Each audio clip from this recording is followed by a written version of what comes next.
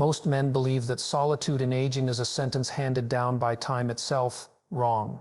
It's a lie you tell yourself to avoid the terrifying responsibility of connection.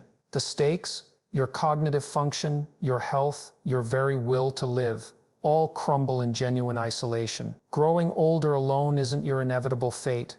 It's a dragon you can and must face. Humans aren't designed to navigate existence in solitary confinement, especially not in their later years. The path forward demands courage, and frankly, it's on you to summon it right now. Most men spend their entire lives running from solitude. You build careers, families, social circles, not just for fulfillment, but as buffers against the terrifying prospect of facing yourself alone. Now, in your later years, those buffers thin out. Children move away, colleagues retire, friends pass on. The shadow you've been outrunning finally catches up.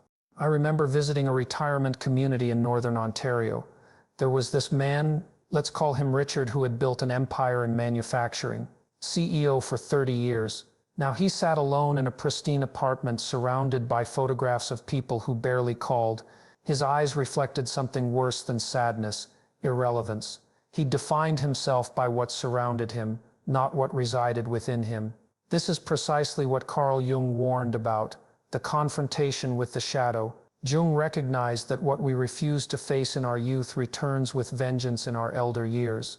The shadow isn't isolation itself, it's your fear of it, your unwillingness to distinguish between solitude and isolation. Solitude is a state of being. Isolation is a state of mind. One can nourish, the other will destroy you. Your first task is to distinguish between these states. Solitude is sitting with yourself without distraction, without noise, without the opinions and expectations of others clouding your consciousness. Isolation is disconnection from yourself, from meaning, from the human community. The former builds strength, the latter erodes it. Men your age typically develop maladaptive coping mechanisms when facing this shadow: excessive television, obsessive routines. Some retreat into alcohol or prescription medications. Others develop hypochondria.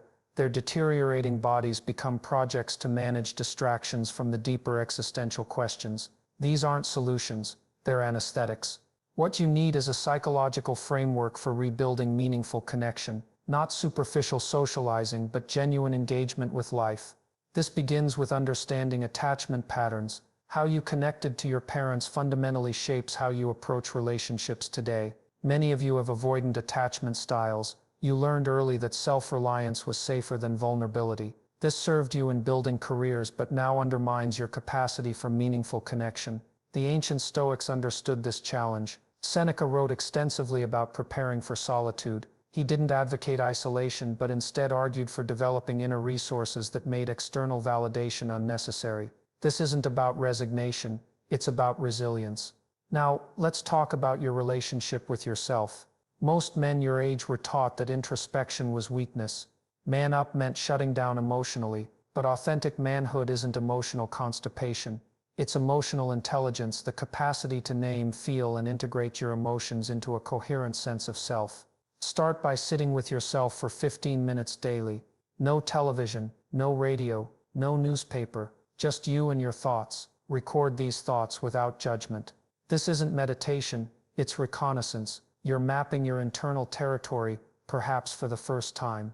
Next, examine what sociologist Robert Putnam calls social capital, the networks of relationships that provide support and meaning. Your generation witnessed the decline of civic organizations, religious communities, and neighborhood connections. These weren't just pleasantries, they were vital infrastructures of meaning and support. Rebuilding them requires intentionality. What terrifies most men about growing older alone isn't physical solitude, it's the absence of witness. We need someone to validate our experience, to remember our stories, to carry our legacy. Without this witness, we fear disappearing, not just after death, but while still alive. This fear doesn't require eradication. It requires transformation. Use it as fuel to build bridges rather than walls. The stories we tell ourselves determine the lives we lead. As you face the prospect of aging alone, the narrative you construct isn't just comforting fiction, it's the architecture of your remaining years. Most men your age have accepted a cultural narrative about aging that is pathetically inadequate. Society tells you that your story is ending when in truth you're entering a chapter with unique potential for meaning.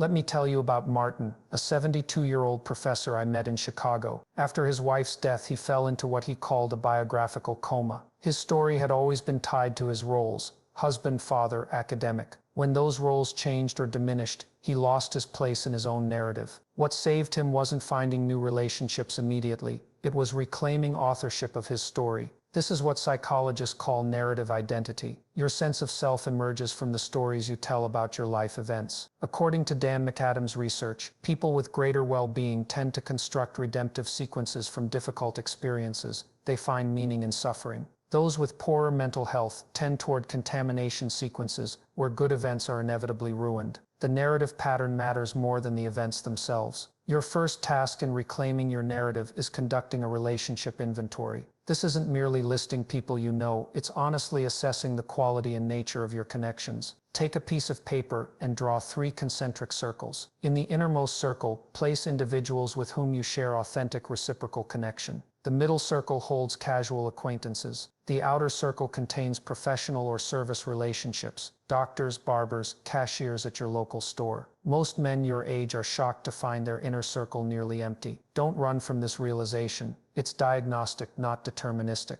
Note where your meaningful relationships were located in the past. Which ones could be rekindled? Where are the gaps? This inventory isn't about counting friends, it's about mapping possibility.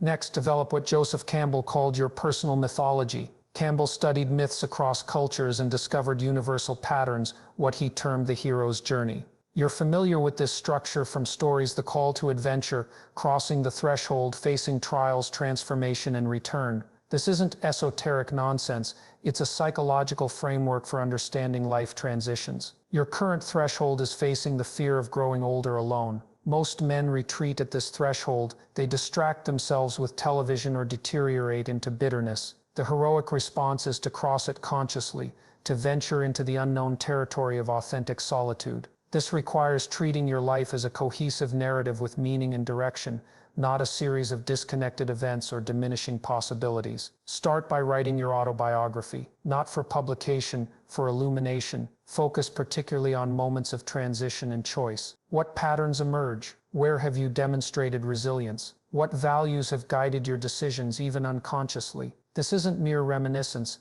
it's archaeological excavation of your authentic self. This excavation leads to the third element: creating meaning through structured reflection. Viktor Frankl, who survived Nazi concentration camps, observed that those who found meaning even in suffering were most likely to survive. Those who have a why to live, he wrote, can bear almost anyhow. Meaning isn't discovered like buried treasure.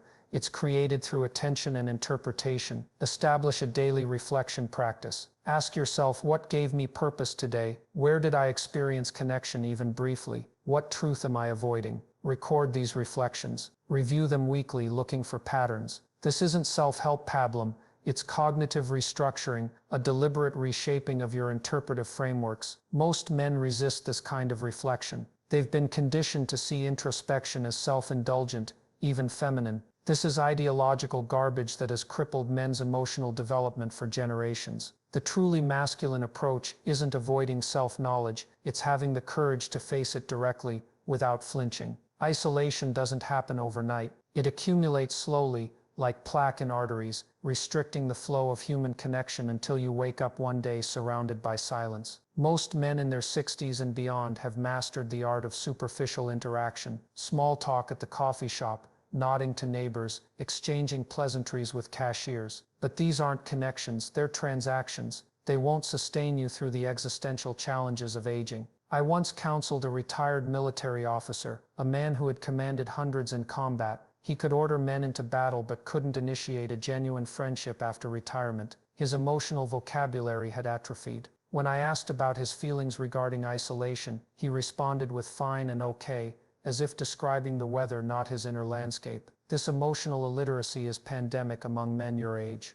The psychological principle at work here is what researchers call strategic vulnerability. Most men have been conditioned to equate vulnerability with weakness. This is catastrophically wrong. True vulnerability, the willingness to be seen authentically, to express needs directly, to risk rejection, requires tremendous courage. It's not an abdication of strength, but its most profound expression. Begin practicing strategic vulnerability in low-risk situations. When the barista asks how you're doing, give an honest answer, not a performance of stoicism. When you see an acquaintance at the grocery store, move beyond weather observations to something genuine. I've been thinking about taking up painting. Ever tried it? These aren't massive disclosures, but they open doors that mechanical interactions keep firmly shut. The biochemistry supports this approach. Human connection triggers oxytocin release, which reduces cortisol, the stress hormone that damages cognitive function and immune response. Your body literally deteriorates faster without meaningful human contact. This isn't sentimentality, it's biological reality. Your resistance to vulnerability isn't just a psychological barrier, it's a physiological threat. Next, consider mentorship as a vehicle for reciprocal growth. Most men your age see themselves exclusively as potential mentors, wisdom dispensers to younger generations. This perception contains truth but misses half the equation. Effective mentorship flows in both directions. You have experience to share. Younger people have perspectives and skills you need. Find mentorship opportunities that engage both sides of this exchange. Volunteer at community colleges, youth programs, or business incubators. Teach what you know about your profession or hobbies while remaining genuinely curious about their digital competencies, cultural insights, or fresh approaches. This isn't just altruism, it's strategic connection building that honors your wisdom while expanding your horizons. The Roman philosopher Cicero understood this in his treatise, On Old Age. He observed that elders who maintained relevance combined authority with adaptability. They didn't just recite old wisdom, they applied it to new circumstances while remaining open to emerging realities. This dynamic engagement prevents the ossification of perspective that drives younger generations away. Now, let's address community engagement on your terms. Many programs for seniors treat participants as passive recipients rather than active contributors. Resist this framing aggressively. Look for communities organized around contribution, not consumption. This might be civic organizations, political advocacy groups, or skill-sharing cooperatives. The central question isn't what can I get, but what can I offer? The psychological concept of generativity, Erik Erikson's term for the drive to create and nurture things that outlast us, becomes increasingly important as you age. Research consistently shows that generative activities correlate strongly with well-being in later life. This isn't coincidental. Contributing to something larger than yourself contextualizes your existence beyond your immediate circumstances. Consider also digital connection as a supplement to in-person engagement. Many men your age dismiss online interaction as inherently inferior. This technological Luddism is self-sabotaging. While digital connection doesn't replace physical presence, it expands your reach substantially. Learn to use video calling platforms. Join online communities related to your interests. The learning curve may be steep, but the expanded connection possibilities justify the effort. Remember that connection quality supersedes quantity. The research is unambiguous. Having one or two deep, authentic relationships provides more psychological benefit than dozens of superficial interactions. Focus on depth, not breadth. Prioritize regular, meaningful engagement with fewer people rather than scattered, shallow contact with many. Chaos is the natural trajectory of an unattended life.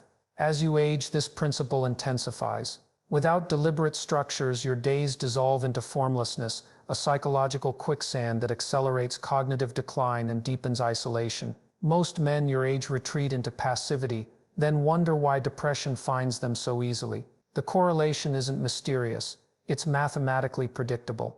I worked with a retired surgeon brilliant in his field, adrift in retirement. For 40 years his schedule had been externally imposed. Without the hospital's demands, he deteriorated rapidly. Not because he lacked intelligence or resources, but because he lacked structure. Structure isn't imprisonment, it's the skeleton that allows movement. Without it, you're psychologically invertebrate, a cognitive jellyfish floating wherever currents take you. The psychological principle here is environmental determinism. Your physical and temporal environment shapes your mental state more powerfully than most realize. This isn't speculative, it's empirically verified. Environments with clear boundaries, predictable rhythms, and progressive challenges optimize psychological functioning. Those without these elements induce psychological entropy, the gradual dissolution of coherent thought and purposeful action. Begin by establishing what I call temporal territories. Wake at the same time daily, not when you feel like it, but when you've decided to. This isn't trivial,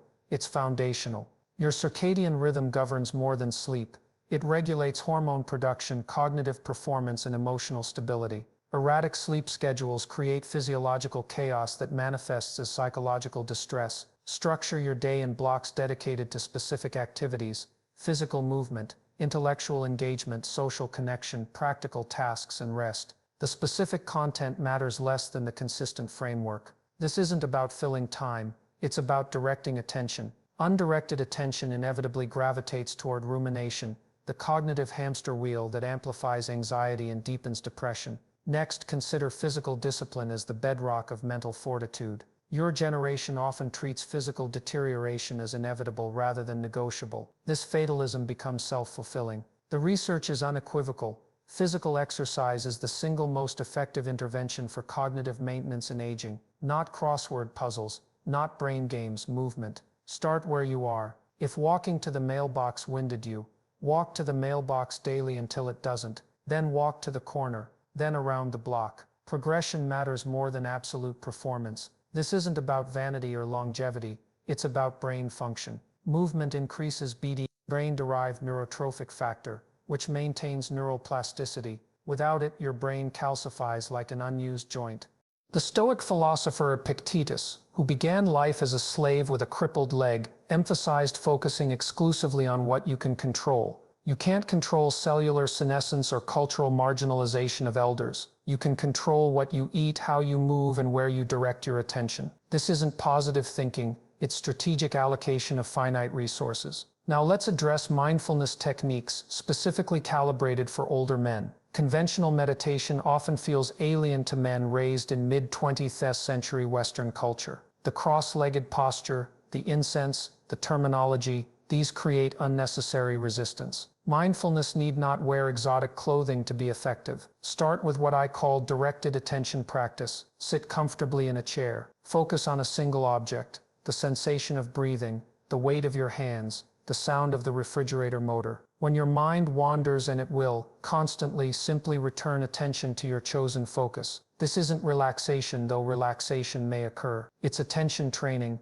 systematically strengthening the prefrontal cortex functions that deteriorate most rapidly with age. Practice this for 5 minutes daily, then 10, then 15. The impact compounds like interest in an investment account. Research demonstrates that regular mindfulness practice reduces inflammatory markers, improves immune function, and enhances cognitive flexibility. Again, this isn't speculative. It's documented across multiple peer-reviewed studies. Consider also what psychologists call savoring, the deliberate extension of attention to positive experiences. Most men your age have trained themselves to scan for threats, problems, and irritations. This vigilance served you well in competitive environments, but now diminishes your quality of life unnecessarily. Intentionally linger on pleasant moments, the taste of good coffee, sunlight through leaves, a comfortable chair. This isn't indulgence. It's recalibration of attentional habits. Finally, implement digital discipline. Many men your age either reject technology entirely or use it without boundaries. Both approaches accelerate isolation,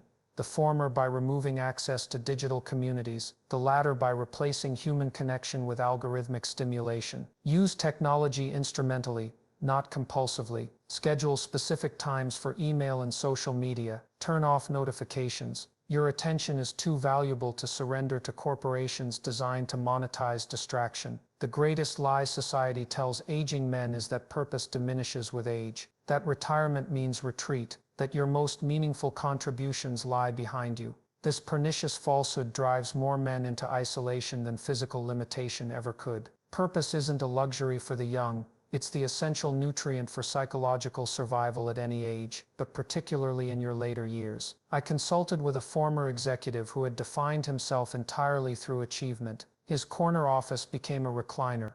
His strategic decisions became TV channel selections. His purpose evaporated upon retirement, and with it went his will to engage with life. What rescued him wasn't finding new hobbies, it was discovering what the Japanese call ikigai, reason for being. Something that merged what he loved, what he was good at, what the world needed, and what could sustain his engagement. The psychological mechanism at work is existential validation, the deep recognition that your existence matters, not mattered in the past tense, but matters now, actively, in the present. Without this validation, your consciousness turns against itself. This isn't theoretical. It manifests as depression, cognitive decline, and physical deterioration. Your body responds to purposelessness as a form of self-rejection. Begin with legacy work that transcends conventional understanding. Most men think of legacy as financial assets or genetic continuity through grandchildren. These matter but represent a fraction of potential legacy. Consider intellectual legacy.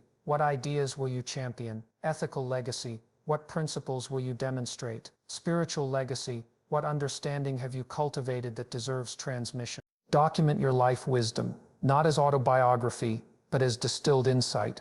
What have you learned about human nature, about resilience, about what genuinely matters? Record this systematically. This isn't ego gratification. It's cultural transmission of hard-earned wisdom that would otherwise die with you. Our society's pathological worship of youth discards elder insight to everyone's detriment. Next, explore spiritual development without dogmatic constraints. Spirituality in this context doesn't mean subscribing to specific religious doctrines, though it might. It means grappling honestly with transcendent questions: what constitutes a good life? What continues after your death? What larger reality might your individual existence participate in? These aren't merely philosophical contemplations. They're psychological necessities as mortality becomes increasingly concrete. Jung observed that men past 60 naturally turn toward these questions if they don't artificially suppress the impulse. This isn't regression or sentimentality, it's the psyche's natural movement toward integration before death. Cultivate this integration consciously through contemplative practices, philosophical study, or religious exploration that resonates authentically with your experience. Consider also how embracing mortality functions as a motivational force. Ernest Becker's work on death anxiety demonstrates that unacknowledged terror of extinction drives much of human behavior, particularly the frantic accumulation of status markers and distractions. Facing mortality directly doesn't induce paralysis. It clarifies priorities with ruthless efficiency. It burns away the trivial concerns that consume most men's attention. Begin a practice of mortality meditation. Spend 5 minutes daily contemplating the reality that you will die, not abstractly, but concretely. What remains undone that matters deeply? What relationships require resolution? What truths have you left unspoken? This isn't morbidity, it's clarity induction. Nothing focuses attention like the recognition of finitude. Construct what psychologist Robert Kastenbaum called a death system, a coherent framework for understanding your mortality that reduces anxiety through meaning-making. This might involve religious belief, philosophical understanding, or personal mythology. The specifics matter less than the coherence and personal authenticity of the system. Consider also how your fear of isolation might actually serve as an evolutionary nudge toward connection. Human brains evolved in tribal contexts where ostracism meant death. Your anxiety about isolation isn't pathological. It's an ancient warning system. Don't suppress it, redirect it toward constructive connection building. Use the discomfort as motivation rather than allowing it to metastasize into resignation. Finally, recognize that transcending the fear of aging alone doesn't mean eliminating solitude. It means transforming your relationship with it. Solitude, well used, becomes a laboratory for self-knowledge, a sanctuary for authentic reflection, and a launching pad for meaningful engagement. Not all hours need or should be filled with social interaction. The goal isn't constant companionship, but meaningful connection balanced with purposeful solitude. The fear of aging alone isn't merely psychological, it's existential. How you respond to this fear will determine whether your remaining years spiral into bitter isolation or evolve toward profound integration. The path forward isn't found in distraction or denial, but in the courageous confrontation with your shadow, the reclamation of your narrative, the building of authentic connections, the establishment of resilient practices, and the discovery of transcendent purpose. Chaos awaits those who retreat. Meaning rewards those who advance. The question isn't whether you'll grow older. That's inevitable. The question is whether you'll do so with intention or abdication. And make no mistake, that choice is yours alone to make. Today.